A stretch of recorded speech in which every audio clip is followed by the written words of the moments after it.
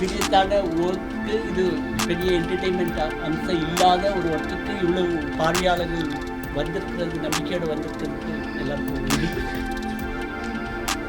இந்த படம் ஒரு யூரோப்பியன் ப்ரீமியர் மட்டும்தான் அட்டன் பண்ணியிருக்கு. இது ஒரு ப்ரைவேட் ஸ்க்ரீனிங். அதனால் நீங்கள் ஃபோட்டோஸு இந்த மாதிரி எந்த விஷயங்களும் இது பண்ணால் அதோட ஃபர்தர் ஸ்க்ரீனிங்ஸ் பாதிக்கப்படும். தேங்க்யூ.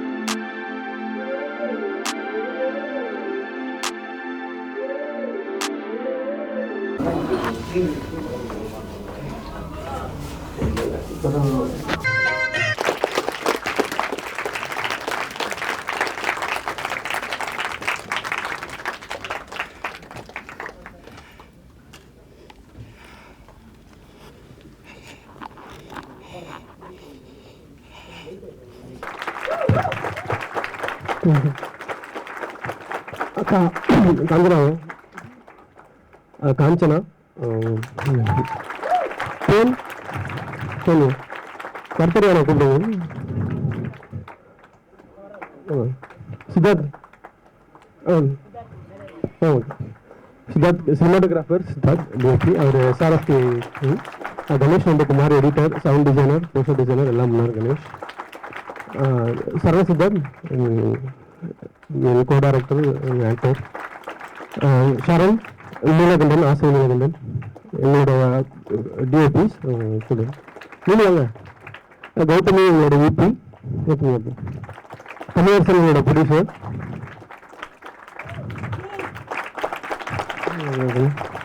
எல்லாரும் கூட்டாச்சு. ஷாம் எங்களோட co director. Sham. Mukesh production test எங்களோட கோ ப்ரொடியூசர். பேசுவாங்க. நாச்சி உட்காந்துருக்காரு sir. Okay okay sir. Okay கீழே வச்சு ஓகே. எஸ் அஜித் அஜித் தியாகம் கார்த்திக் கலரிஸ்ட். எல்லாரும் வந்துட்டோமா? அக்ஷயா எங்களோட ஏடி. அக்ஷயா கர்த்தரியான் டீ குடிச்சிட்டு இருக்காரு நினைக்கிறேன். ரிஷியா எங்கள் வெப்சைட் டிசைனர், எங்களோட ஏடி.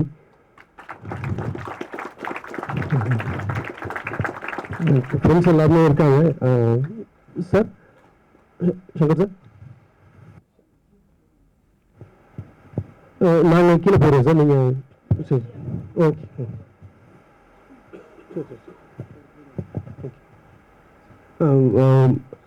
நண்பர்களுக்கு மன்னிச்சு. கணேஷ்மி சாரி நண்பா.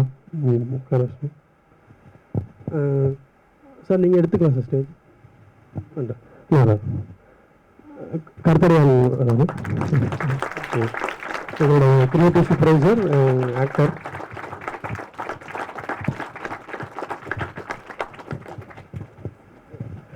நாங்கள் கீழே இருப்போம்.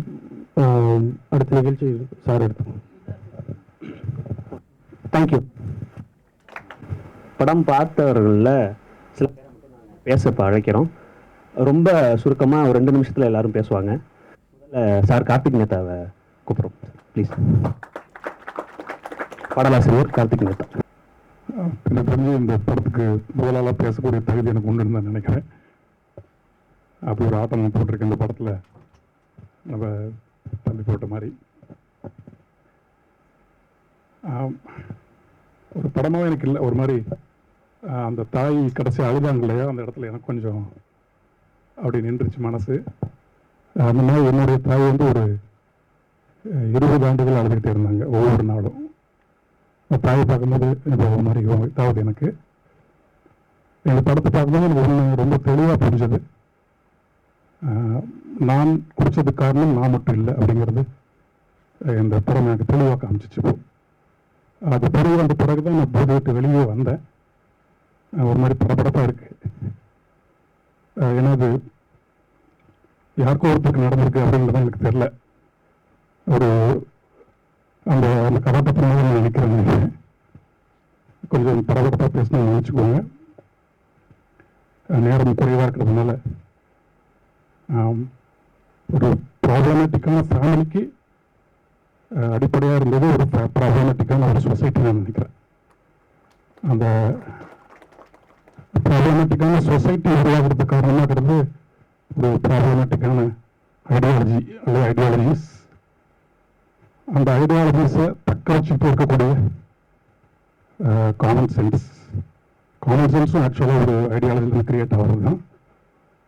இந்த ஒரு தனிப்பட்ட ஒரு பிரபா நிறைய பிரபாகளை உருவாகிட்டு இருக்கிறதுக்கு காரணமே இந்த ப்ராப்ளமேட்டிக்கான இந்த ஐடியாலஜிஸ் தான் நினைக்கிறேன். ஸோ அந்த ஐடியாலஜிஸ் இந்த படம் கேள்வி கேட்டிருக்கு. எனக்கு கொஞ்சம் பரபரப்பாக இருக்குது. இந்த படத்தை பொறுத்த வரைக்கும் படம் தொடங்கி முடிகிற வரைக்கும் ஒரு இடத்துல கூட ஒருத்தர் கூட நிதானமே இல்லை. அப்படி கூட அவர் சரியாக இருப்பாங்க அந்த வீட்டுக்குள்ள. ஒருத்தர் கூட அந்த குழந்தைங்க தவிர அத்தனை பேருமே படப்படப்பா நிதானமற்று இருந்து இயங்கிட்டே இருக்காங்க. ஒருத்தர்கிட்டமே ஒரு அன்பான சொல்ல இல்லை. அப்போ ஒரு பிரபா இல்லை, தமிழகம் முழுக்க ஒவ்வொரு இல்லத்திலும் ஒவ்வொரு பிரபாவையும் உருவாக்கிட்டே இருக்கணும்னு நினைக்கிறேன். இந்த படம் தெளிவாக ஒரு கடவுள் சொல்றதுக்கு நான் நம்புகிறேன். எப்படி ஒரு கார்த்திகை கொஞ்சம் வெளியே அந்த மாதிரி நிறைய பேர் வெளியே நான் ரொம்ப வேண்டிக்கிறேன். பிரபாக நிறைய பேர் மாறிடக்கூடாது அப்படின்னு நான் நினைக்கிறேன், வேண்டிக்கிறேன். அதுக்கும் இந்த படம் அந்த வேலையை தான் செய்து நான் நினைக்கிறேன். ரொம்ப நன்றி இந்த டீமுக்கு அத்தனை பேருக்குமே. இந்த படப்படப்பாக இருக்குது. ஆமாம். அடுத்ததாக ஆவணப்படை இயக்குனர் அம்ஷன்குமார். முக்கியமாக இந்த படத்தில் வந்திருக்கிற மனிதர்களோட பிரச்சனை அப்படிங்கிறத விட அப்கோர்ஸ் அந்த பிரச்சனை வந்து இதில் எல்லாருமே பாதிக்கப்பட்டவர்களாங்க. அஜித் மட்டும், அதாவது அஜித் கேரக்டர் மட்டும் இல்லை, எல்லாருமே பாதிக்கப்பட்டவர்கள். இவர்களை பாதிப்பவர்கள்லாம் வேற எங்கேயோ இருக்காங்க. அவர்கள் நம்ம இந்த படத்தில் நம்ம பார்க்கல. அதில் முக்கியமான ஒரு விஷயம், இந்த படத்தோட ஒரு ஃபார்ம். இந்த படமும் ஒரு ரியலிஸ்டிக்கான ஒரு படம் தான். அந்த ரியலிஸ்டிக் எப்படின்னா ரொம்ப ஃப்ராக்மெண்டடாகவே வந்துக்கிட்டு இருக்கு. ஒரு ஷாட் முடியும் போது அந்த ஷாட் வந்து அதோட வசனம் அதுக்கான தொடர்ச்சி அடுத்தாப்புல இல்லை, வேற ஒரு தொடர்ச்சியாக இருக்குது. இப்போ படம் பூராவே ஒரு சீன்ஸ் கிடையாது. இதில் சீன்ஸுன்னு பதிலாக எல்லாமே ஷார்ட்ஸ்.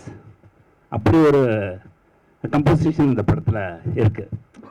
அதுவே அந்த படத்தை ரொம்ப புதுமையாக காமிக்குதுன்னு நினைக்கிறேன். இதை ஒரு நேர்கோட்டில் சொல்லியிருந்தா, லீனியராக சொல்லியிருந்தா, இது நம்ம ஏற்கனவே பார்த்த ஒரு படமாக இருந்திருக்கும். அது இல்லாமல் இதை வந்து எப்படி ஸ்டேஜ் பண்ணாங்கிறது எனக்கு ரொம்ப ஆச்சரியமாக இருக்குது. சில சீன்ஸ் எல்லாம் எப்படி ஸ்டேஜ் பண்ணாங்க, எப்படி நடித்தாங்க. உதாரணமாக அந்த அவர் சாப்பிட்ற சீன், கடைசியாக சாப்பிட்ற சீன் இருக்க, அதை வந்து அவ்வளோ ஈஸியாக ஸ்டேஜ் பண்ண முடியாது. அது ரொம்ப ரியலிஸ்டிக்காக இருக்குது.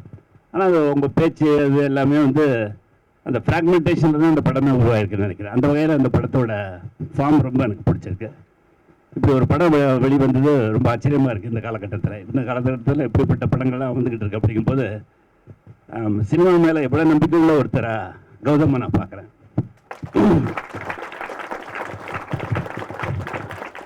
அவரோட படங்கள் இனிமேல் எப்படி எப்படிலாம் இருக்குன்னு என்னால் இப்போ சொல்ல முடியலை.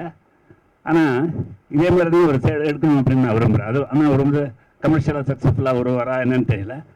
ஆனால் அந்த கமர்ஷியலாக அந்த படங்களை சக்ஸஸ் ஆக வேண்டிய பொறுப்பு பண்ண முடியாது. கவிதையோட தான் தொடங்குது. நம் காலத்தின் நிறம் சாம்பல் அப்படின்னு சொல்லி. நம்மகிட்ட பொதுவாக இந்த 10-15 வருஷத்தை பற்றி எந்த விதமான கணக்கெடுப்புகளும் இல்லை. நான் மதுரை தலாவளம். எங்கள் ஊரில் 4 திசையிலையும் ஒவ்வொரு திசையிலையும் என்னுடைய நண்பர்கள் நின்று குடிக்கிறதுக்கு காசு கேட்பாங்க. செந்தில், முத்து, பாலாஜி, விசாலங்காவி, வரல எங்கள் மாமான். இந்த 10 வருஷத்தில் அந்த 4 பேருமே இல்லை, செத்து போயிட்டாங்க. அப்போ வரதன் சொல்லும்போது எப்போ வேணாலும் செத்து போயிடுவார் அப்படின்ற மாதிரியான தன்மையில் இருக்கார். ஒரு எதுக்களிப்போடைய இருக்குது. ஒரு வகையில் தமிழ் சமூகத்திட்டே அப்படிப்பட்ட ஒரு எதுக்களிப்போட தான் தமிழ் சமூகமே இருக்குது. இந்த படம் முழுக்கவே ஒரு பதட்டமும் எப்போ என்ன நடக்கும்ன்ற மாதிரியான ஒரு பதட்டத்தோடு சேர்த்து எப்போ வேணாலும் இந்த நம்ம சமூகத்தில் கூடிய சிக்கலை எப்போ வேணாலும் அது ஒரு வாந்தி எடுக்க அலைகின்ற சமூகம் மாதிரி ஒரு புறநகரில் மத்திய வெயிலில் அலைகிற மாதிரியான தன்மையை தான் இந்த படம் வந்து எனக்கு ஏற்படுது. நான் 2வது தடவை இதை பார்க்குறேன். இதுக்கு முன்னாடி ஒரு முறை கௌதம் தனியாக அனுப்பி பார்த்தேன். ரொம்ப தொந்தரவு செய்யக்கூடிய நம்ம வாழ்க்கையின் மீதான பல கேள்விகள் எழுப்பக்கூடிய இப்படி தான் இருக்கா நம்ம வாழ்க்கை அப்படின்னு நம்மளை நோக்கி உள்ளார்ந்து கேள்விகள் எழுப்பக்கூடிய திரைப்படம். கௌதமுக்கும் சித்தார்த்துக்கும் ஒளிப்பதிவாளர் சித்தார்த்துக்கும் நடித்த எல்லாருக்குமே நடிக்கிறதுலாம் இல்லவே இல்லை. அந்த படம் அப்படியே நிஜமாக அப்படியே நம்ம வாழ்க்கையில் நம்ம நிறைய பார்த்துருக்கோம். இது எல்லாமே பார்த்துருக்கோம். ஞாயிற்றுக்கிழமைகளில் பறக்கின்ற குழம்பு செட்டிகளை பார்க்காமலாம் நம்ம யாருமே வளரவே இல்லை. அப்படியான ஒன்றை இந்த படம் நமக்கு மறுபடியும் நிகழ்த்தி காட்டுது. மனப்பூர்வமான வாழ்த்துக்கள். எல்லாற்றுக்கும் அடிப்படை வந்து டாக்குமெண்ட்ரி அப்படிங்கிறது தான் நான் பார்க்குறேன். இந்த படத்தை பொறுத்த வரைக்கும் கேமராலேருந்து எல்லாமே வந்து எல்லா விஷயங்களுக்கும் ரொம்ப அடிப்படையானது ஒரு டாக்குமெண்ட்ரி ஃபிலிம் தான் அப்படிங்கிறத நான் பார்க்குறேன்.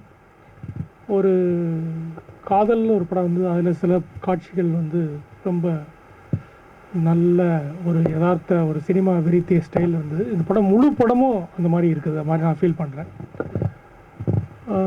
சினிமாவை பொறுத்த வரைக்கும் கற்பனை தான் ரொம்ப தவறான விஷயம் அப்படின்னு நான் பார்க்குறேன். தேவையில்லாத கற்பனை தான் 100% படத்தில் இருக்குது. ஸோ கற்பனை செய்கிறத கொஞ்சம் நிறுத்தணும் அப்படிங்கிறது தான் ரொம்ப அடிப்படையான விஷயமாக பார்க்குறேன். இந்த படத்தை பொறுத்த வரைக்கும் வந்து மிக நிச்சயமாக எல்லோரும் சொல்கிற மாதிரி இதுக்கு முன்னாடி இந்த மாதிரி ஒரு படம் இல்லை. ஒரு சின்ன அழகுபடுத்துதல், கொஞ்சம் நடிக்கிறது, கொஞ்சம் ஒரு விஷயத்தை மிகையாக செய்கிறது, இந்த மாதிரி எதுவுமே எந்த காட்சியிலையுமே இல்லை. அதுதான் இதோட ரொம்ப அடிப்படையான ஒரு சிறப்பு. இது எல்லாத்துக்கும் ரொம்ப அடிப்படையான இந்த டாக்குமெண்ட்ரியில் நிறைய ஃபில்ம் மேக்கர்ஸ் இருக்காங்க. அவங்களோட நிறையா படங்கள் இருக்குது. அந்த படங்கள்லாம் இதுக்கு ரொம்ப மூலாதாரமாக இருக்குது. ஆனால் அதெல்லாம் 60s 70s நடந்தது. அந்த மாதிரியான படங்கள். ஜான் ரூச் அப்படின்னு ஒரு ஃபில்ம் மேக்கர் இருந்தார். அவர் வந்து டாக்குமெண்ட்ரியிலேருந்து அப்படி கற்பனையாக போய் அப்படி போவார். அந்த மாதிரி எனக்கு இந்த படங்கள்லாம் தோணுச்சு. ஸோ அது வந்து தமிழில் வந்து மிக அற்புதமாக சாத்தியமாக இருக்குது. ஒரு புதிய ஒரு எத்னோ ஃபிக்ஷன் அப்படின்னு சொல்ல அளவுக்கு ஒரு நல்ல ஃபிக்ஷனாக மாறிட்டு. இது கௌதம் வந்து இடையில ஒரு நாள் என்னை சந்தித்து பேசினார். ரொம்ப நேரம் பேசிகிட்டு இருந்தார். அப்போ கூட நான் அதெல்லாம் சொல்லலை. அவருக்கு என்னுடைய வாழ்த்துக்கள். அவர் வந்து இன்னும் சிறப்பாக செயல்படணும் அப்படிங்கிறத பார்க்குறேன். இதே ஒரு தனி இயக்கமாக மாற வேண்டும்னு நினைக்கிறேன். எல்லாருக்கும் வணக்கம்.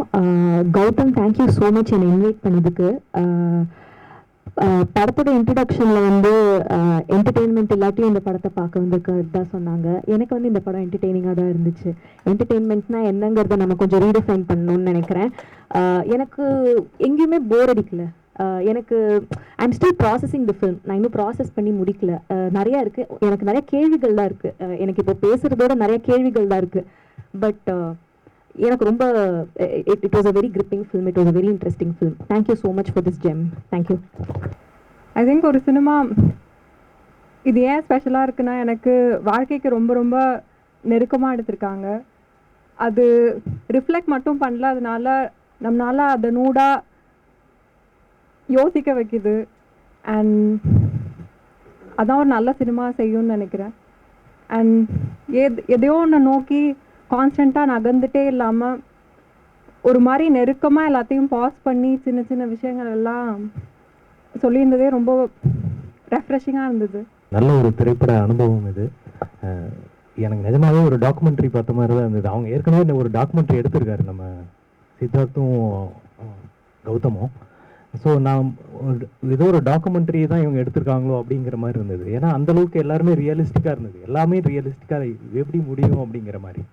மேபி அதில் நிறைய என்ன சொல்கிறது, ஒழுங்கின்மையோடு இருந்தது.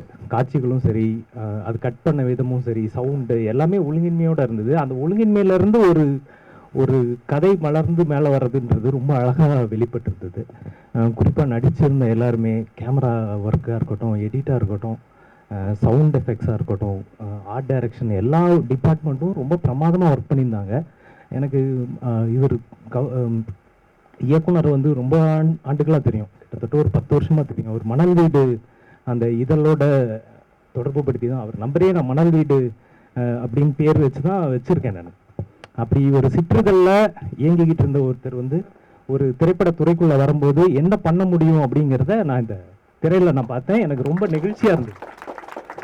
ஏன்னா நம்ம சிற்றுதலுக்குள்ளே இருந்து தொடர்ந்து இயங்கி அதுக்கப்புறம் திரைத்துறைக்குள்ளே வந்து நாசமாக போனவங்களை நிறைய பேர் நான் பார்த்துருக்கேன். கிட்டத்தட்ட ஒரு 100 பேர் நம்ம சொல்லலாம் பட்டியலிட்டு. ஏன்னா திரைத்துறை வந்து அவங்க எல்லாத்தையும் விழுங்கிடும். உள்ளுக்குள்ளே வந்தீங்கன்னா அதுக்கான தேவைகளுக்கு ஏற்றபடி நம்மளை மாற்றி நம்மளை முழுசாக அதுக்கு உள்வாங்கிக்கும். பட் அந்த எதுவுமே இல்லாமல் தன்னை வந்து எப்படி வெளிப்படுத்திக்கணும்னு நினைக்கிறோமோ அந்த மாதிரி திரையில் வந்து அந்த இயக்குனர் வெளிப்பட்டிருக்காரு. அவருக்கு வந்து என்னுடைய பெரிய வாழ்த்துக்கள். தம்பி சூப்பர்ப்பா. அப்புறம் முக்கியமாக இன்னொன்று, அஜித்தை வந்து நான் நிறைய தியேட்டரில் பார்த்துருக்கேன். இதில் நாடகங்களில் ரொம்ப பிரமாதமாக நடிக்கக்கூடியவர். நான் நிறைய முறை சொல்லியிருக்கேன், ஏன் இவர் யாருமே சினிமாவில் பயன்படுத்தவே இல்லை அப்படின்னு. அவரை பார்க்கும்போது எனக்கு ரொம்ப பெருமையாக இருந்தது, ரொம்ப சந்தோஷமாக இருந்துச்சு. இன்னும் அவரை நிறைய திரைப்படங்களில் பார்க்கணும் அப்படின்னு நினைக்கிறேன். குறிப்பாக கருத்தடையான்னு வந்து நம்ம சொல்லணும். அவர் கூழாங்கல்லையும் பண்ணியிருப்பார். இதுலேயும் வந்து அவர் கிரியேட்டிவ் டீம்லேயும் இருந்திருக்கார் போல இருக்குது. அவருடைய இன்புட்ஸ் நிறையா இருந்திருக்கும் அப்படின்னு எனக்கு ஃபீல் ஆச்சு. ஏன்னா டைலாக்ஸ் எல்லாம் வந்து அவ்வளோ தீவிரமாக இருந்தது, ரொம்ப நல்லா இருந்தது. டைலாக் மாதிரி இல்லை அது, ஆக்சுவலாக அது லைஃப்லேருந்து வரக்கூடிய சொற்களாக எல்லாமே வெளிப்பட்டிருந்தது. ஸோ மொத்த அணியினருக்கும் என்னுடைய வாழ்த்துக்கள், நன்றி. I'm Assamese, so I have to speak in English. It's the making style is very interesting, like a docu feature film of a family, and I could feel that family drama so well, the culture, and I think we all would have come across such a family. We all have a problematic family. And it's superb. Thank you. எல்லா பாயிண்ட்டுமே எல்லாம் சொல்லிட்டாங்க. சுருக்கமாக சொல்லணும், இவங்க சொல்லாத point அப்படின்னா அதான் சூரியராஜ் சொன்னா. அப்படி லொக்கேஷன்ஸ் வந்து நல்லா செலக்ட் பண்ணியிருந்தாங்க. அதுக்கப்புறம் அவங்களோட வண்டி முதல் கொண்டு எல்லாத்துலேயுமே ஒழுங்கின்மையாக இருக்கிற எல்லா விஷயமுமே அதில் காமிச்சது ரொம்ப நல்லா இருந்துச்சு. அந்த லாங் ஷாட் ரொம்ப நல்லா இருந்தது. அந்த குடிச்சிட்டு அவங்க பேசும்போது 2 இடத்துல அந்த ஷாட் வரும். அந்த ஷாட்டும் அப்போ நடக்கிற விஷயங்களும் ரொம்ப சூப்பராக இருந்தது. ஃபைனஸ்ட் ஃபிலிம் எல்லாருமே சொல்கிற மாதிரி 80s 90s 2000 அந்த மாதிரி டைம்லலாம் வேர்ல்டு சினிமான்னு பேசிகிட்டு இருந்தாங்க. அதுக்கப்புறம் மலையாள படத்தில் அப்படி எடுக்கிறாங்க, கன்னடாவில் அப்படி எடுக்கிறாங்கன்னு பேசிகிட்டு இருந்தோம். இப்போ வர்ற கொட்டுக்காளி, பேட் கேர்ளு, இப்போ இந்த படம் இதெல்லாம் பார்க்கும்போது நிச்சயமாக ஒரு ஜென்ரேஷன் பெரிய ஒரு புலிப்பாய்ச்சலுக்கு தயாராகிட்டு இருக்குன்னு நம்புகிறேன். இவங்களுக்கு சப்போர்ட் பண்ணுறது நம்ம கடமைன்னு நம்புகிறேன். தேங்க்யூ. ரொம்ப ஆச்சரியமாக இருக்குது. ஒரு அத்தாரிட்டியான வாய்ஸ் இருக்குது through out. I think Prabha and செல்லம் அவங்க கேரக்டர்லேருந்து ஒரு பொட்டண்ட்டான ஒரு எனர்ஜி தான் ஃபுல் ஃபில்ம் ட்ரைவ் பண்ணுது. இந்த ஃபார்முக்கான காரணம் அதான் நான் பிலீவ் பண்ணுறேன். ஒரு பிளேஸ் ஆஃப் லைஃப் அது வந்தது வந்து ரொம்ப மகிழ்ச்சியாக இருக்குது. ஐ திங்க் அடுத்த ஜென்ரேஷன் ஆஃப் ஃபில்ம் மேக்கர்ஸ்க்கு வந்து ஒரு பெரிய கான்ஃபிடன்ட் நம்பிக்கை கொடுக்குது. நம்ம வந்து நம்ம மைண்டில் என்ன மாதிரி விஷன் இருக்கோ அதை வந்து நம்ம கரெக்டாக எக்ஸிக்யூட் பண்ணோம்னா கண்டிப்பாக ரீச் ஆடியன்ஸுக்கான ஒரு பெரிய நம்பிக்கை கொடுக்குது. கௌதம் அவங்க டீமுக்கு பெரிய வாழ்த்துக்கள். தேங்க்யூ. கார்த்திக் பேசும்போது சொன்ன மாதிரி இந்த ப்ராப்ளமேட்டிக் சொசைட்டி இது மாதிரி இருக்கு இல்லையா, இது இந்த படத்தை உருவாக்கிட்டு இந்த சொசைட்டியை சரி பண்ணுறதுக்கு நம்ம எல்லாரும் பங்களிப்பு செலுத்தணும். ரொம்ப ஆச்சரியமாக இருந்துச்சு பார்க்கணும். இந்த படத்தில் நம்ம மாதம் தெரியாது. முதல்ல புத்தக கண்காட்சியப்போ திடீர்னு கௌதம் வந்து இப்படி படம் பண்ணிகிட்ருக்கோம், நீங்கள் கண்டிப்பாக ஸ்க்ரீன் பண்ணி பாருங்க சார் அப்படின்னாங்க. நான் அன்றைக்கே சொன்னேன், நீங்கள் சம்மந்தமாக எதுனாலும் சொல்லுங்கள், நாங்கள் துணை நிற்கிறோன்னு. ஃபஸ்ட்டு ட்ரெயிலர் வரும்போது அதே பயங்கர சாட்சியாக இருந்துச்சு நமக்கு எல்லாத்துக்கும். ஏன்னா இவ்வளவு உண்மைக்கு நெருக்கமாக உண்மையாகவே அதை படம் பிடிக்கிறது ரொம்ப கஷ்டம். அது எப்படி சொன்னால் அந்த இலை போடும்போது அந்த கால் வச்சுட்டு இருக்கும்போது அந்த இலை போடும்போது அந்த கால் எடுக்கும். இந்த அப்சர்வேஷன் இருக்கு. அன்றைக்கி இருக்கிற படைப்பாளர்களுக்கு வந்து இந்த அவதானிப்பு கிடையாது. வாழ்க்கைக்குள்ளே சுற்றி பார்க்கறது அது வந்து ரொம்ப ஒரு பெரிய பாடமாக இருந்துச்சு. வாழ்த்துக்கு நன்றி. அந்த அம்மா ரொம்ப எனக்கு சொல்றது எல்லாரும் உண்மைக்கு நெருக்கமாக இருந்தாங்க, நம்ம உண்மையாகவே இருந்தாங்க ரொம்ப. எனக்கு இந்த படத்தில் ரொம்ப முக்கியமாக நான் பார்க்குறது வந்து எல்லாமே டாக்குமெண்ட்ரியாக இருந்தாலும் சரி, இந்த ஃபிலிம் மீடியமாக இருந்தாலும் சரி, பேரலல் சினிமாவாக இருந்தாலும் எதாக இருந்தாலும் நம்ம எப்படி ஒரு ஃபோர்த் வாலை பிரேக் பண்ணுறோம் அது ரொம்ப முக்கியம். அது இந்த படத்து சக்ஸஸ்க்கே அது ரொம்ப முக்கியம்னு நினைக்கிறேன். ஏன்னா இந்த ஒரு சொசைட்டியோட பர்ஸ்பெக்டிவ் வந்து இப்போ நேதாஜர் சார் சொன்ன மாதிரி எப்படி நான் பார்க்குறேன்னா, இந்த படத்தோட நீங்கள் எல்லாம் நம்ம கவனிச்சோன்னா இம்பர்ஃபெக்டாக இருக்கும். எல்லாமே எதுவுமே பர்ஃபெக்டாக கிடையாது. கேரக்டர்ஸோட இது, ஆடியோவோட விஷுவலோட இது, அதுதான் இந்த படத்தோட ஸ்ட்ராங்காக இருக்குதுன்னு நினைக்கிறேன். நன்றி. இவ்வளோ ஒவ்வொருத்தரும் நிஜமாக ஆக்டர்ஸா இல்லை ஏதாவது ஒரு குடும்பத்தை மொத்தமாக பிடிச்சிட்டிங்களா?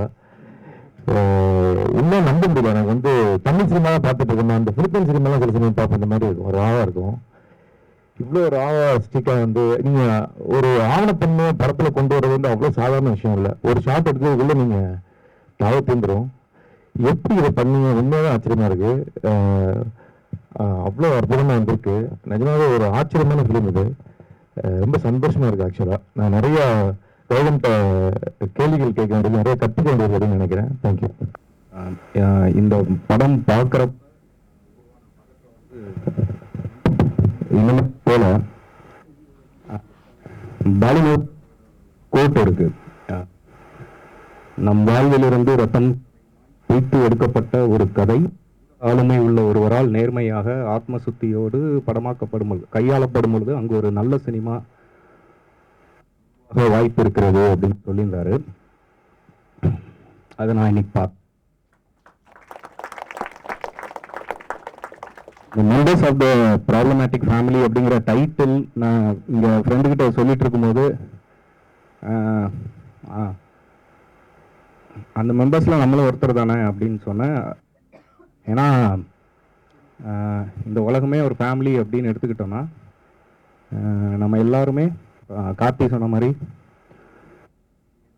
பண்ணுற ஐடியாலஜிஸ்லேருந்து நம்ம கிட்டத்தட்ட எல்லாருமே ஒரு வெக்டிமாக தான் வாழ்ந்துட்டுருக்கோம். அதோட ஒரு சாம்பிள் தான் இந்த படம். அதுக்கப்புறம் ரொம்ப முக்கியமாக நான் இந்த படத்தை வந்து ஒரு கவுண்டர் நரேட்டிவாக பார்க்குறேன். என்ன அப்படின்னா, மெயின் ஸ்ட்ரீம் சினிமா தொடர்ந்து ஹீரோ சென்ட்ரிக் நரேட்டிவ் தொடர்ந்து க்ளோரிஃபை பண்ணிகிட்டே இருக்கும்போது, ஒரு ஆணை இல்லைன்னா ஆண் ஆதிக்கத்தை தொடர்ந்து துறையில் கொண்டாடி பார்த்துக்கிட்டே இருக்கும்போது, இந்த படத்தில் வர்ற ஆண்களை பார்க்கும்போது பயங்கர பதற்றமாகவும் கோபமாகவும் எரிச்சலாகவும் அருவருப்பாகவும் இருந்தது. நரேட்டிவ்ஸ் தான் இந்த சொசைட்டியை பாழாக்குனதில் ஒரு முக்கிய பங்கு இருக்கு. ஆக இந்த படம் வந்து கவுண்டர் நரேட்டிவாக இருக்குது. நன்றி. பட்டன் கேமரா போட்டு எடுத்துகிட்டு வந்துட்டாங்களா அப்படின்னு அந்தளவுக்கு ரொம்ப யதார்த்தமாக இதுவாக இருந்தது. ஏரி அப்புறம் வந்து அந்த நேஷ்னல் ஹைவேக்கு மேலே இருக்கிற அந்த சென்னை இருக்குல்ல, அது பெருசாக இது வரைக்கும் அது ரொம்ப புதுசாக இருந்தது. ஸோ எல்லாமே ரியாலிட்டியிலேருந்து வெளியே துடிச்சிட்டே இருக்கிற கேரக்டர்ஸ், அதை வச்சு ரொம்ப ஃபிலிம்லாம் படம் ஆக்சுவலாக மைசிங்காக இருந்தது. ட்ரெய்லர் பார்த்துட்டு அவர் சொன்னேன், இது எப்படி எடுத்தீங்க அப்படின்னு சொல்லிட்டு. அதான் நிறைய பேர் சொல்கிற மாதிரி எனக்கு கேள்விகள் தான் நிறையா இருக்குது. அவர்கிட்ட தனியாக உட்காந்து பேசணும்னு சொல்லிட்டு தவிர நம்ம உட்காந்து பேசுவோம். பதில் சொல்லுங்கள். கடைசியாக இயக்குனர் வந்து அண்ணா நூலகம் பேருந்து நிறுத்தத்தில் நின்று ஒரு நண்பர்கள் வேலையில் பேசிகிட்டு இருந்தேன். என்னுடைய அன்பிற்கினிய தம்பி, என்னை போன்று பல்வேறு தேர்வுகளை எழுதி தோல்விகளை தழுவியவன். அவன் இன்னொரு கலை வடிவத்தில் வெற்றி பெற்றிருக்கிறான் என்பது பெரிய மன ஊக்கத்தை தருகிறது எனக்கு. எங்களுடைய பயிற்சியாளரும் இங்கே வந்திருக்கிறார். கோடம்பாக்கத்துக்கு அண்ணா நகருக்கு ஒரு பாலம் அமைந்திருக்கிறது. நாம் கடந்து போகிற தேசிய நெடுஞ்சாலைகளில் உயர்மட்ட மேம்பாலங்களை கடந்து போகிற பொழுது அங்கே சர்வீஸ் ரோடு இருக்கும். அந்த சர்வீஸ் ரோடு ஒட்டி போகக்கூடிய ஒரு வாழ்க்கை, நாம் கண்டுகொள்ள தவறிய ஒரு வாழ்க்கை இந்த படம் பிடிக்குது. சொன்னாங்க ரொம்ப ஒவ்வொரு அந்த காட்சியுடைய உண்மைத்தன்மை. நண்பர் கருத்தடையான் எனக்கு 10 ஆண்டுகளுக்கு மேலே நண்பர். சொல்ல வந்துடுறேன், தமிழ் சினிமாவில் இந்த அளவுக்கு கவிஞர்களையும் எழுத்தாளர்களுக்கும் நன்றி சொன்ன ஒரு படம் இதுவாக தான் இருக்கும். அவர் சாப்பிட்டு காட்சியில் பக்கத்தில் பார்த்தீங்க அப்படின்னா சில புத்தாடைகள் அடுக்கி வைக்கப்பட்டிருக்கும். இந்த படத்தில் உண்மைத்தன்மை கொடுப்பதற்காக எவ்வளவு துல்லியமாக ஒரு செட் ப்ராப்பர்ட்டின்னு சொல்லுவீங்க நீங்கள் சினிமாவில், அவ்வளவும் துல்லியமாக உண்மைத்தன்மையை கொண்டு வந்திருக்குங்க. ஏற்கனவே தோழர் ஒருத்தவங்க குறிப்பிட்டாங்க, எங்கள் மூத்த கவிஞர் சங்கர் அவர்கள் சொன்னார்கள் பொழுதுபோக்கு அம்சங்கள் இல்லாத ஒரு படம் அப்படின்னு. அபத்தங்களோட என்ன பெரிய பொழுதுபோக்குங்க, இதில் ஏற்படக்கூடிய அந்த நகைச்சுவை உணர்வு இருக்குது இல்லையா, நகைச்சுவை உணர்வுன்னு சொல்ல முடியுமா என்னன்னு தெரியலை. வாழ்வின் அபத்தங்கள் அதுக்கு இடையே நகைச்சுவை உணர்வு கொடுக்க முடியாது. நிச்சயமான படைப்பு தம்பி தான் இந்த படத்தை இயக்கணும்னு எனக்கு தெரியல. சங்கர் சார் சிலப்பெல்லாம் கூப்பிட்டு வந்தேன்னா எனக்கு ரொம்ப இரட்டிப்பு மகிழ்ச்சியை நான் அடைகிறேன். வாழ்த்துக்கள். படம் பார்த்தது எனக்கு ரொம்ப ரொம்ப சந்தோஷமாக இருக்குது, ரொம்ப பெருமையாக இருக்குது. ஸோ இந்த மாதிரி படம் பண்ணுறது கண்டிப்பாக அவ்வளோ ஈஸி இல்லை. So it's like purest form of art. So இது பார்க்குறதுக்கு எப்படி இருக்குது, but it looks very simple. But இவ்வளோ சிம்பிளாக பண்ணுறது அவ்வளோ ஈஸி கிடையாது. ஸோ எல்லாத்துக்குமே like technically then and for the director it's very difficult. So இந்த படம் கண்டிப்பாக நிறைய பேர் பார்க்கணும். ஸோ எல்லோரும் இங்கே வந்திருக்கீங்க. ஸோ வெளியே போய் நிறையா இந்த படத்தை பற்றி நிறையா பேருக்கு சொல்லுங்கள். நிறைய பேர் இந்த படத்தை பற்றி தெரியணும். ஏன்னா இந்த படம் அவ்வளோ கமர்ஷியலாக மேபி தேட்டரில் டிஸ்ட்ரிபியூஷன் கிடைக்குமான்னு தெரியல. ஸோ நம்ம எல்லாம் வந்திருக்கோம். ஸோ நம்ம எல்லாருமே இந்த படத்தை பற்றி வெளியே போய் பேசணும். நிறைய பேருக்கு இந்த படத்தை பற்றி இன்னும் லைக் நியூஸ் போகணும். ஸோ எல்லோரும் அதை பற்றி சொன்னீங்கன்னா it will be very helpful. So இந்த மாதிரி படங்கள் அப்படி பண்ணலாம். இந்த மாதிரி படங்கள் இன்னும் நிறைய பேர் பண்ணதுக்கு இன்னும் லைக் இன்னும் இன்ட்ரெஸ்ட் எடுத்து இன்னும் இந்த மாதிரி படங்கள் நிறைய பண்ணுறதுக்கு வருவாங்க. So very happy. தேங்க்யூ. ஆக்சுவலாக என்னென்னா தமிழில் நல்ல படமே வராது, தமிழ் படத்துக்கெல்லாம் எதுக்கு போகணும்னு இருந்த ஒரு மனநிலையை முற்றிலும் புரட்டி போட்டிருக்கு. பொதுவாக பெரிய டைரக்டர் பெரிய இயக்குநர்கள் பின்னால் இவ்வளோ கோடியாக கொட்டி தமிழ் சினிமாவை நாசமாக்கிக்கிட்டு இருக்க ஒரு சூழலில் ஒரு சாதாரண ஒருத்தர் எங்கேருந்து வந்தாருன்னே தெரியல. இப்படி ஒரு படம் எடுத்திருக்கிறது ரொம்ப புத்துணர்ச்சியை தருது. ஆக்சுவலாக படம் ஒரு பாசிட்டிவான ஃபிலிமாக இருக்குது. ஏன்னா கடைசியாக அவர் அந்த பேசும்போது சொல்லுவார், நல்லா இருங்கன்னு சொல்லலை, இருங்க. அதே மாதிரி தான் தமிழ் சினிமாவும் நல்ல படம் எடுக்காட்டாலும் பரவாயில்ல, இந்த மாதிரி சில படங்களுக்கு நம்ம ஆதரவு கொடுக்கறது மூலமாக நல்ல படம் வர்றதுக்கு நிறைய வாய்ப்பு இருக்குது. நிறைய கேள்விகள் இருக்குது தனிப்பட்ட முறையில் கேட்குறதுக்கு. ஏன்னா ஒரு தடவை பார்த்துட்டு கடந்து போகக்கூடிய படமாக இது இல்லை. திருப்பி திருப்பி பார்க்குறதுக்கு நிறைய விஷயங்கள் படத்தில் இருக்குது. அதனால ஒரு பாசிட்டிவான ஃபிலிம். இதில் பொழுதுபோக்கு அம்சம் சேர்க்காதது தான் இந்த படத்தோட வெற்றி. அதாவது முழுக்க முழுக்க ராவா குடிக்கிற மாதிரி ராவா ஒரு படம் பார்த்துருக்கு. அதாவது இந்த க்ரூடிட்டி ஆஃப் லைஃப்பை இன் ஆல் இட்ஸ் க்ரூடிட்டி இந்த படம் ப்ரெசன்ட் பண்ணியிருக்குன்னு நினைக்கிறேன். அதாவது எந்த வித டீவியேஷனும் இல்லாமல் அந்த க்ரூட் ஃபார்ம்லேயே நமக்கு முன்னால் இந்த லைஃப் ப்ரெசண்ட் ஆகுது. சாதாரணமாக தமிழ் படத்தில் தமிழ் சினிமா இது மாதிரி ரியாலிட்டியை டீவியேட் பண்ணுற விஷயங்கள் தான் நடந்துக்கிட்டு இருக்கு. அஃப்கோர்ஸ் சில ப்ராப்ளத்தை அவங்க ரியல் ப்ராப்ளத்தை ஹேண்டில் பண்ணால் கூட அதுலேருந்து டீவியேஷன்ஸ் பேரலாக அதில் வந்துக்கிட்டே இருக்கும். ஆனால் இந்த படம் முழுக்க முழுக்க அந்த க்ரூடிட்டியை அந்த க்ரூடாகவே ப்ரெசன்ட் பண்ணுது. அதன் மூலமாக அந்த க்ரூடிட்டியை பற்றின ஒரு பெரிய ரிஃப்ளெக்ஷனை பார்க்குறவங்க மைண்டில் அது க்ரியேட் பண்ணியிருக்கு. தமிழ் படம் இனிமேல் வர்ற தமிழ் படங்கள் இது மாதிரியான ஒரு டிரான்ஸ்ஃபர்மேஷனை நோக்கி போகணும் அப்படின்னு கேட்டுக்கிறேன். அதுக்கு இந்த படம் ஒரு பெரிய லீடை க்ரியேட் பண்ணும் அப்படின்னு நான் நம்புகிறேன். ஃபேக்கல்டிஸ் எல்லோரும் ப்ளஸ் எங்களோட நண்பர்கள் மிஸ்டர் அஸ்வின் ஐஎஃப்எஸ் இப்போ ஜெர்மனியில் கான்சுல் ஜெனரலாக இருக்காங்க. மிஸ்டர் கோபாலகிருஷ்ணன் ஐஏஎஸ் கேரளாவில் 13th பேட்ச் ஐஏஎஸ். ஸோ நாங்கள் எல்லோரும் செட்டாக தான் வந்தோம். சும்மா ஏதாச்சும் பேசிட்டு இருக்கப்போ தம்பி சொன்னாப்புல இந்த மாதிரி வாங்க சார் பார்க்கலாம் அப்படின்ட்டு. இன்னொன்று பிரம்மபுரம் நாங்கள் என்னால் வெளியே வரவே முடியல. கௌதம் வந்து 2009 எங்கிட்ட வந்து ஜாயின் பண்ணாப்புல. அதுக்கப்புறம் எங்களோட ஒர்க் பண்ணும் செஞ்சாப்புல. கௌதம், சதீஷன், ஹரி எல்லாருமே கூட ஒர்க் பண்ணவங்க தான். இன்னொன்று ரொம்ப ஆச்சரியமாக இருந்தது. கௌதம் ஆரம்ப காலத்தில் உள்ள கௌதமுக்கும் இதுக்கு என்னால் வந்து கற்பனை பண்ண முடியல. அந்த ஒரு பெரிய டிரான்ஸ்ஃபர்மேஷன். வாழ்த்துக்கள் வரும். கருத்தடை பேசுகிறப்ப அவர் எப்போ வேணாலும் திக்கி இறந்து போயிடுவாருன்ற மாதிரி பேசிக்கிட்டே இருந்தார். அவர் வண்டியில் வந்து பேசுகிறப்ப அவர் பேசுகிறப்ப திக்கிக்கிட்டே இருக்கார். எப்போ வேணாலும் இறந்து போயிடுவாருன்ற மாதிரி இருக்கு. ரொம்ப இந்த படத்தோட மெசேஜ் மாதிரி இருக்கு. அதாவது இந்த படம் முழுக்க எப்போ வேணால் ஏதாவது நடக்கும் அப்படின்ற மாதிரி தான் இருக்கு. வாழ்த்துக்கள். தேங்க்யூ. வணக்கம். ஃபஸ்ட்டு கௌதம் யூபிஎஸ்சி பாஸ் பண்ணாததுக்கு வாழ்த்துக்கள்.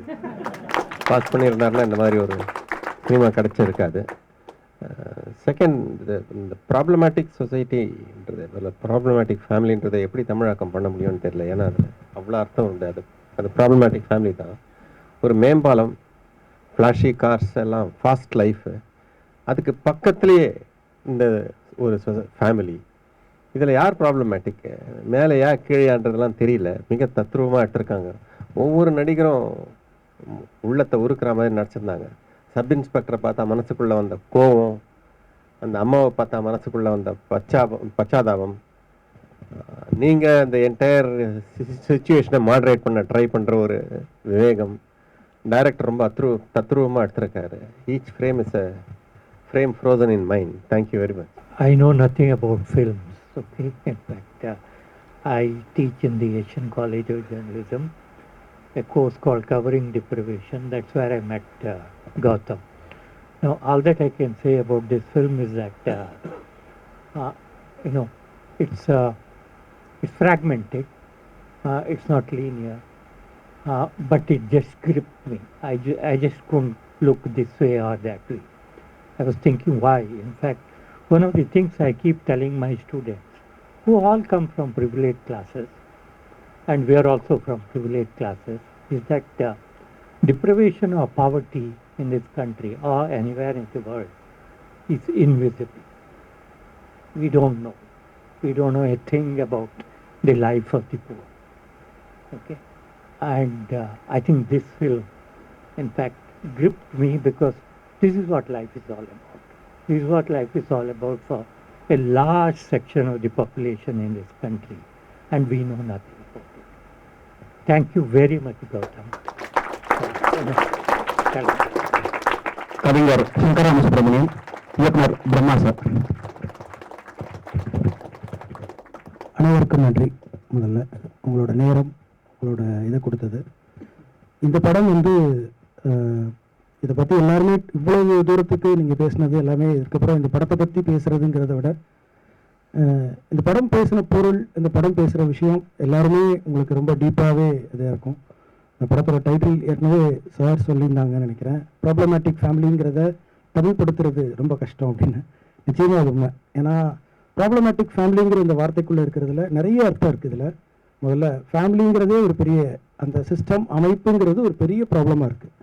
அது ப்ரெஷரை கொடுக்குது, பல வகையில் நிறைய வேலைகளை கொடுக்குது. அதை தாண்டி இத்தனை குடும்பங்கள் சக்ஸஸ்ஃபுல்லாக ரன் ஆகிறதுக்கு பின்னாடி அந்த தனிப்பட்ட நபர்களின் அவங்கள ஏதோ ஒரு வகையான ஒரு அவங்க பார்ட்னர் கொடுக்குற விடுதலை உணர்வோ இதுலேயோ தான் அது சக்ஸஸ்ஃபுல்லாக ரன் ஆகிட்டு இருக்கு. அது இல்லைன்னா அந்த அமைப்பு வந்து எவ்வளவு தூரத்துக்கு அது வந்து எவ்வளோ தூரத்துக்கு அழுத்தம் கொடுக்கும், எத்தனை பேர் அதை தள்ளும் அப்படிங்கிறத தான் இந்த படம் பேசியிருக்குன்னு நினைக்கிறேன். இந்த படத்தோட இன்னொரு இதுவாக பார்க்கும்போது கலை என்பது கருப்பு வெள்ளையாக நம்ம கதை சொல்கிற இடத்துல இருந்து நகர்ந்து அதுக்கு அப்பால் தான் அந்த கலை இருக்குதுன்னு நினைக்கிறேன். கருப்பு வெள்ளையாக நம்ம சொல்லிக்கிட்டே இருக்கிறது மெயின் ஸ்ட்ரீமில், இப்போ நானோ இல்லை பிரம்மாவோ எல்லாருமே மெயின் ஸ்ட்ரீமில் இயங்கிட்டு இருக்கோம். மெயின் ஸ்ட்ரீமோட மிகப்பெரிய ஒரு பெரிய சிக்கலாக நாங்கள் பார்க்குறது வந்து கருப்பு வெள்ளையில் கதை சொல்ல வேண்டிய ஒரு தேவை இருக்குது.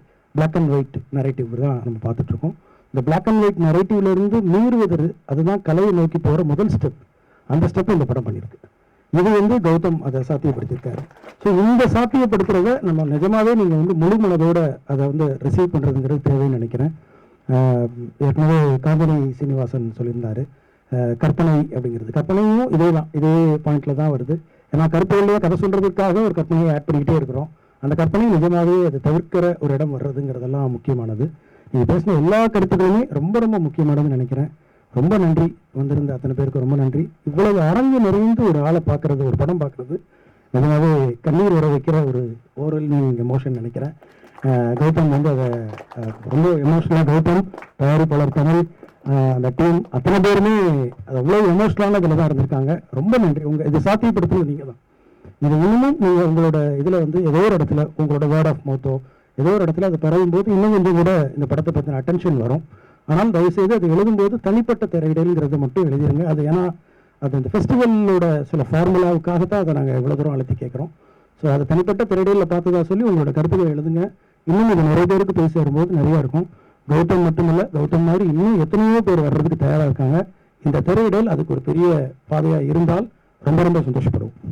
300 வருஷத்துக்கு முன்னால் கால்மார்க்ஸ் பீரியடில் யூரோப் இருந்த நிலைமையில் குடிக்கும் அவனை ஒரு ஸ்பிரிச்சுவலான ஒரு கிரைசிஸுக்கும் நம்ம எவ்வளோ எம்டியாக இங்கே இருந்துகிட்டு இருக்கோம். ஸ்பிரிச்சுவல்னால் இங்கே பிஜேபியோட ஆன்மீகம் எதுவுமே இல்லை.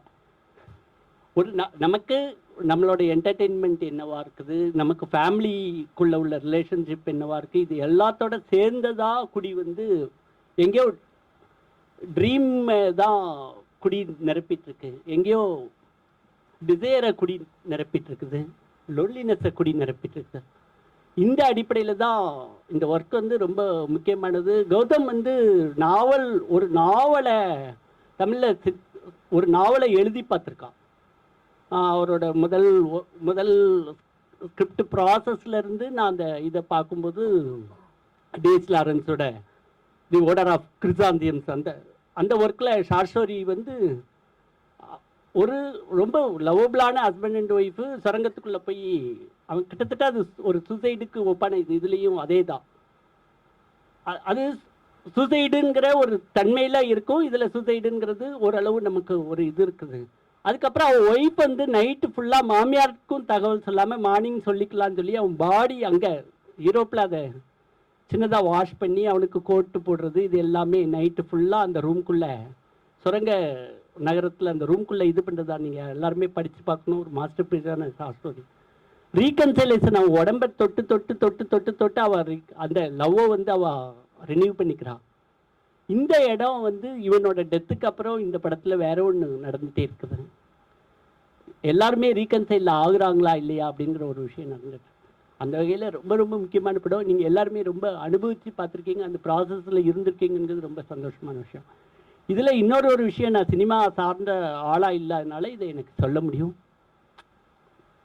நான் ஒரு ஒழுங்காக படம் பார்த்துட்டு இருக்கிறவன், எனக்கு அதுக்கு மேலே எந்த பெரிய ஆம்பிஷன் இல்லை.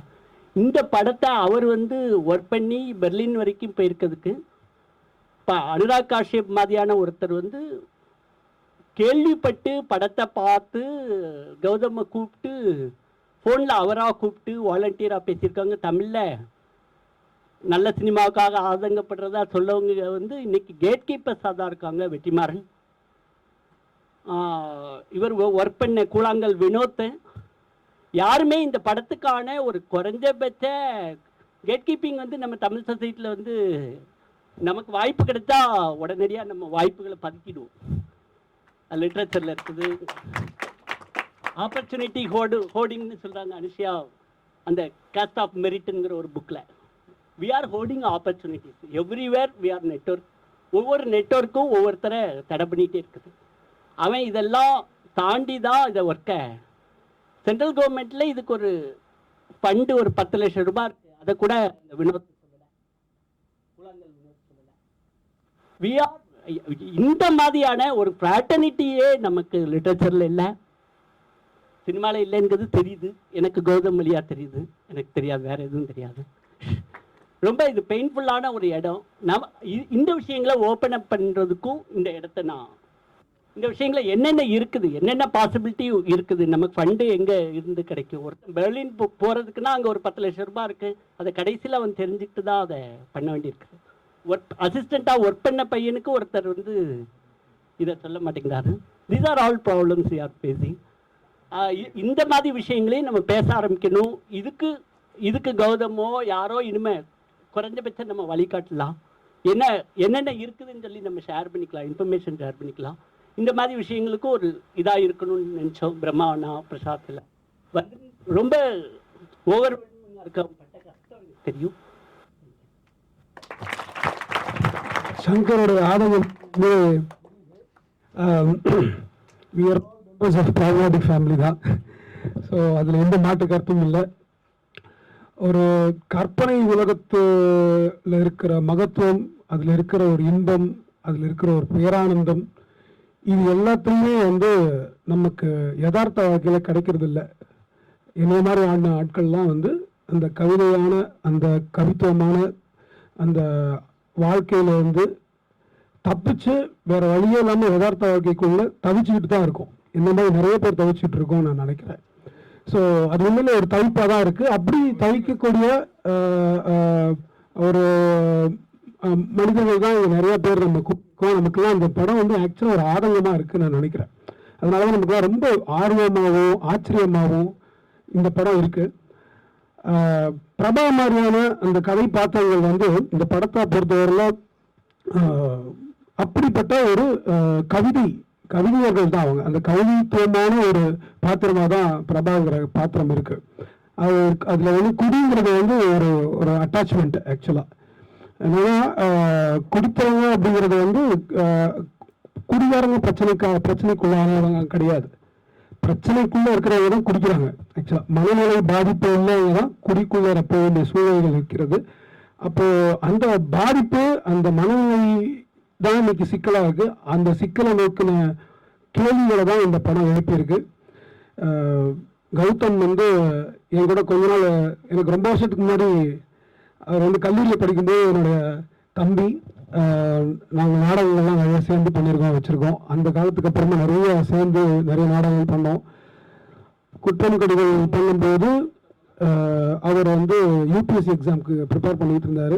அந்த யூபிஎஸ்சி ப்ரிப்பேர் பண்ணிகிட்டு இருக்கும்போது தான் அவரை வந்து நீ இந்த பக்கமே வராத அப்படின்னு சொல்லி துரத்து விடும்போது சத்தமே இல்லாமல் ஷூட்டிங் ஸ்பாட்டில் வந்து நிற்பார். அதுக்கப்புறமா இல்லை நீ வந்து இந்த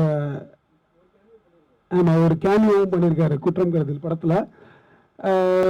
நாடகங்கள் அதெல்லாம் அவர் சின்ன வயசில் ரொம்ப படிப்பார், நல்லா படிப்பார். அதனால அவர் வந்து எப்போது சிவில் சர்வீசஸ்குள்ளே செலுத்தி அவரை ரொம்ப பெரிய ஆள் ஆக்கிடணும் அப்படின்னு தான் ஆசைப்பட்டோம். நான் அவங்க கூட இன்னொரு நண்பன் ஒருத்தர் தான் தமிழ்னு சொல்லி, அந்த தமிழில் இப்போ என்ன ஆகிட்டாங்கன்னா இந்த படத்துக்கு ப்ரொடியூசர் ஆகிட்டான். ஸோ இப்போ நாங்களாம் என்ன பண்ணோம், அவனை எப்படியாவது போலீஸ் ஆக்கிடணும்னு பார்த்தோம். இன்னைக்கு என் மனசில் வந்து இந்த படத்தை நான் முதல்ல பார்த்தேன், லிங்க் அனுப்பினதே பார்த்தேன். என் மனசில் எழுந்த அந்த ஒரு வார்த்தையை வந்து இன்னைக்கு ஒரு ஐயா சொன்னாங்க, thank you for not clearing the UPSC exam அப்படின்னு சொன்னார். இந்த படம் வந்து எனக்கு வந்து ஆக்சுவலாக ஒரு படத்தை பற்றின விஷயத்த சொல்கிறத விட கௌதம் பற்றி நிறைய பேசணுன்றதாக இருந்துச்சு. ஏன்னா I am the host of Gautham today. So I am very very happy and I am very glad. And இத்தனை பேர் இந்த படத்தை பார்க்கறதுங்கிறது வந்து உண்மையிலேயே மிகப்பெரிய மகிழ்ச்சி, பெருமை. என்ன நான் சொல்லணும்னு நினைக்கிறேன்னா, இங்கே இருக்கக்கூடிய எல்லா கேரக்டர்ஸையும் நேரில் பார்த்ததை நான் பார்த்துருக்கேன், நான் கவனிச்சிருக்கேன், அதை பற்றி பேசியிருக்கான், நிறைய இடங்கள்ல பேசியிருக்கான். ஆனால் அதை நான் தான் வந்து சரியான முறையில் அதை புரிஞ்சுக்கல. அவன் அதனால போலீஸ் வந்து சொல்லி சுற்றிட்டு இருந்தேன் நான். அது ஒரு சின்ன நப்பாசை. அந்த நப்பாசை வந்து இன்னைக்கு நேர்த்தி அடைஞ்சிருக்கு. உங்க எல்லாருமே இந்த படம் வந்து ரிலீஸ் ஆயிருக்கு. அவன் ஒரு மிகச்சிறந்த சினிமா கலைஞனாக உருவாகி இருக்கிறான். அவனுக்கு நன்றி. இந்த திரைப்படத்தில் நடிச்ச மற்ற எல்லாருக்கும் நன்றி. இந்த திரைப்படம் சங்கர் கவலைப்பட வேண்டிய அவசியம் இல்லை அப்படின்னு நான் நினைக்கிறேன். ஏன்னா எல்லா நல்ல திரைப்படங்களும் வெடிச்சுட்டு தான் வெளியே வரும். வெடிச்சுக்கிட்டு அந்த படைப்பு கண்டிப்பா போய் எல்லா இடத்துலையும் சேரும். இதுல எந்த மாற்று கருத்துமே இல்லை. அதுக்கான கவலைப்பட வேண்டிய அவசியமே இல்லை.